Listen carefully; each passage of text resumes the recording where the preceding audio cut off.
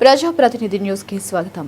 ఎల్లకాలం ప్రజల మధ్య పదిలంగా ఉండే పార్టీ సిపిఐ పార్టీ అని సిపిఐ పార్టీ సీనియర్ నేత మాజీ ఎమ్మెల్యే చాడా వెంకటరెడ్డి అన్నారు.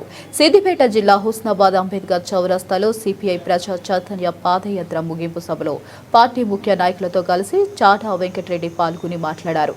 హుస్నాబాద్ నియోజకవర్గంలోని గౌరవెల్లి ప్రాజెక్టు నిర్వాసితులకు ఎవరికైతే పరిహారం ఇవ్వాల్సి ఉందో వెంటనే వారికి పరిహారం ఇవ్వాలని రాష్ట్ర ప్రభుత్వాన్ని డిమాండ్ చేశారు. ప్రాజెక్టు నిర్వాసితులకు ఉదారంగా నష్టపరిహారం ఇవ్వాలని, లేకుంటే సెప్టెంబర్ ఆఖరులో సిపిఐ పార్టీ ఆధ్వర్యంలో ఉద్యమం చేస్తామన్నారు. గౌరవెల్లి ప్రాజెక్టు మంజూరు చేయించింది సిపిఐ పార్టీనేనని, పూర్తి చేయించే బాధ్యత కూడా సిపిఐ తీసుకుంటుందన్నారు. పార్టీ తరపున గౌరవెల్లి ప్రాజెక్టు భూ నిర్వాసితులకు అండగా ఉంటామన్నారు.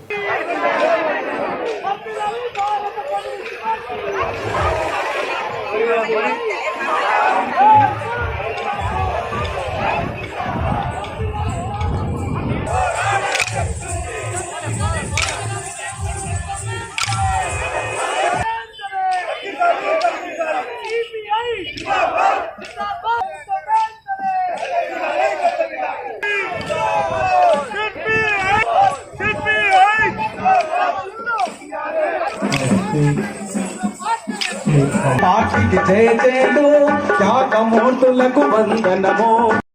ఆ తర్వాత సభా కార్యక్రమాలు జరుగుతాయి. వదిలని భారత కమ్యూనిస్ట్ పార్టీ, ఎర్రకోటపై ఎర్రని జెండా, బీజేపీ మతోన్మాద శక్తులను ఓడించేంత వరకు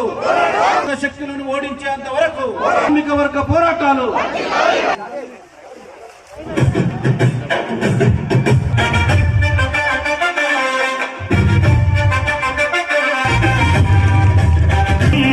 ఎదిరిందిరమనువాదం, ఎగసిందిర ఎర్రవనం, ముడిసిందుకోయి దేశాన్ని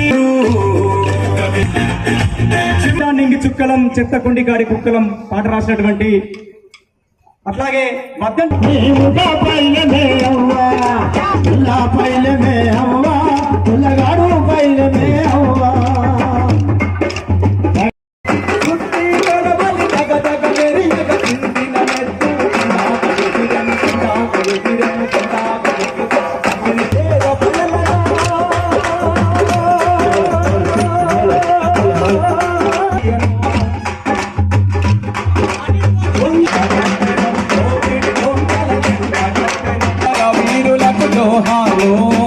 వీరులకు జోహారు. కమ్యూనిస్ట్ పార్టీకి జయజయలు, కమ్యూనిస్ట్ పార్టీకి జయజయలు, త్యాగమూర్తులకు 126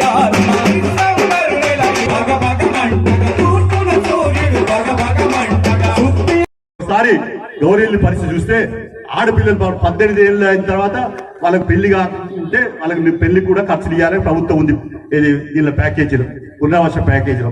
కానీ అది కూడా ఇవ్వకపోతే నేను హరీష్ రావు దగ్గర తీసుకుపోయిన వాళ్ళందరినీ ఆడపిల్లలు పాపం 2-3 సార్లు ప్రయత్నం చేసినాం. కొంతమందికి వచ్చినాయి, కొంతమంది రావు. ఇంతో ఆలోచించాలా.